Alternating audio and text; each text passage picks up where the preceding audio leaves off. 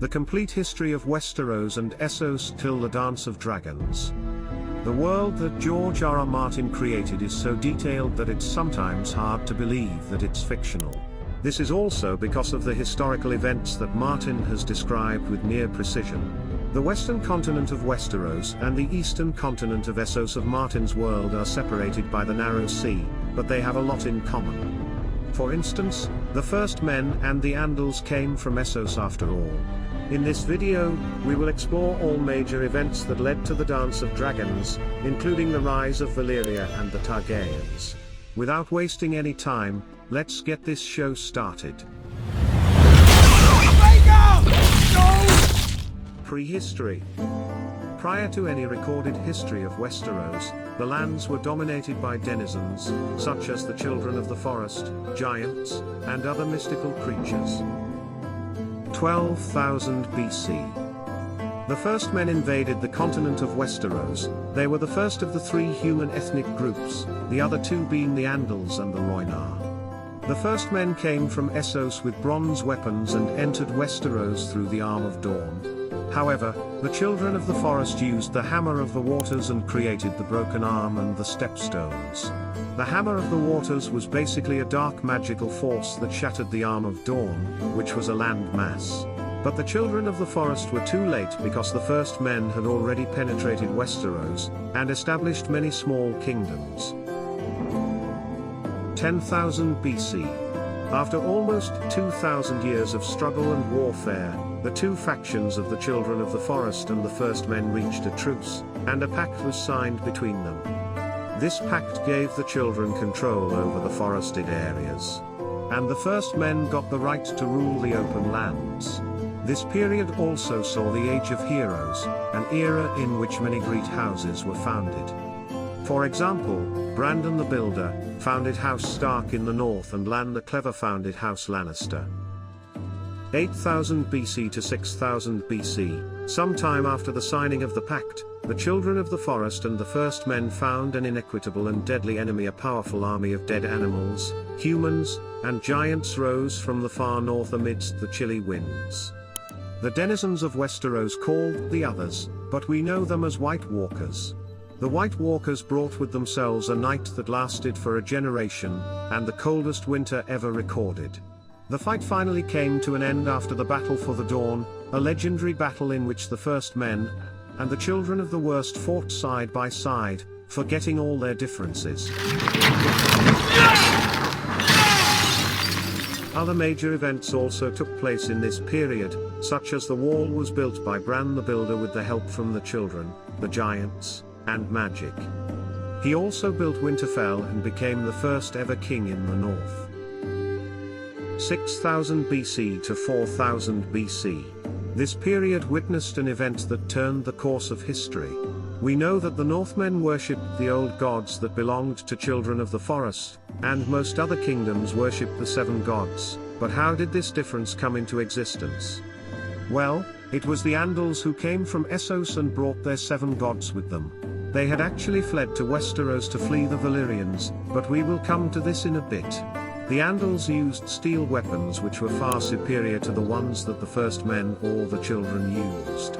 Within 1,000 years of their arrival, the Andals took over all of Westeros, apart from the north, which was saved because of its strategically placed moat Caelin. 8,000 BC to 4,700 BC, while all this was happening in Westeros, Essos was going through a different transition.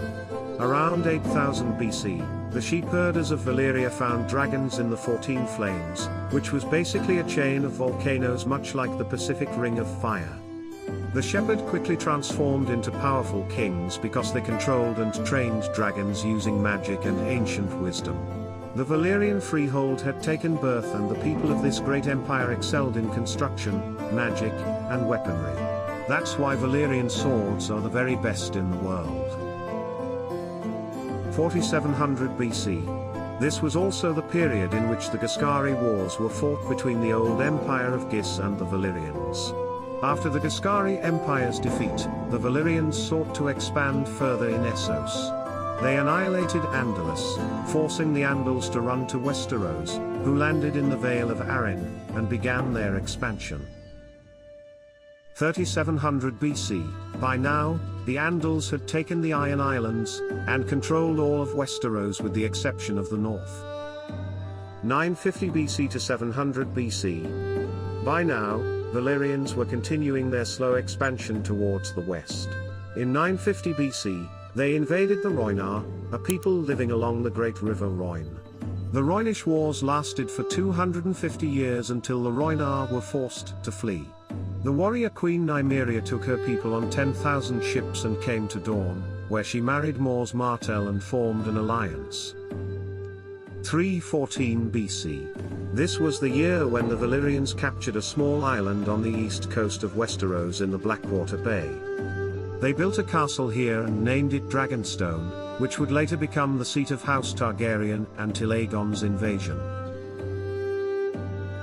114 BC. 200 years later, Daenerys the Dreamer saw a prophetic dream about the Doom of Valyria and told her father, Aegon Targaryen, about it. He wasted no time and sold his lands and properties, took his family and dragons, and settled in Westeros. The other Valyrians mocked him for being a coward, but they were about to discover the worst. 102 BC. 2 years later, the Doom of Valyria happened, a cataclysmic event that caused the collapse of the Valyrian freehold, which had prospered for 5,000 years. The extent of the doom was such that volcanoes erupted all across Valyria, the smoke and heat of which was potent enough to kill most of the dragons. The surviving cities of Valyria then became the free cities and the cities of the Slavers' Bay. The Seven Kingdoms from 3000 BC to 42 BC. Many important events took place during this period. The Andals rose to power in the Six Kingdoms by 3000 BC. Wildlings tried to take the north in 700 BC, but were forced away by the then king in the north. House Stark also subdued House Bolton and dominated them in perpetuity. Lord Carlan Stark defeated a rebel lord, and his descendants became known as the Karstarks. In 100 BC, Harwinhor annexed the Riverlands, and in 42 BC, Harrenhor started the construction of Harrenhal, the cursed castle. 2 BC. Aegon the Conqueror begins his conquest of the Seven Kingdoms, and successfully captures 6 kingdoms with the exception of Dorne. Orys Baratheon, Aegon's half-brother, becomes the Lord of Storm's End, and Edmund Tully is given the charge of the Trident. With Aegon's coronation, the first day of Aegon the Conqueror's reign began and marked the beginning of 1 AC. 37 AC. Although Queen Rhaenys dies during a battle, the realm was more or less in peace throughout Aegon's reign until his death in 37 AC. 41 to 48 AC. After Aegon's death, his eldest son Aenys sits on the Iron Throne, but the new king was a weak man, both physically and psychologically. He angers the faith when he has his eldest daughter and son get married. An uprising of the faith militants comes to the fore, but Aenys dies before he could do anything about it. His younger brother Maegor, the son of Queen Visenya, takes the Iron Throne by usurping it from 3 of Aenys' sons. In 48 AC, Prince Jaehaerys pressed his claim on the Iron Throne. 48 AC. King Maegor is found dead on the Iron Throne, and Prince Jaehaerys takes his rightful position as the King of the Seven Kingdoms. The reign of King Jaehaerys was a peaceful one, as he brought decades of prosperity and harmony.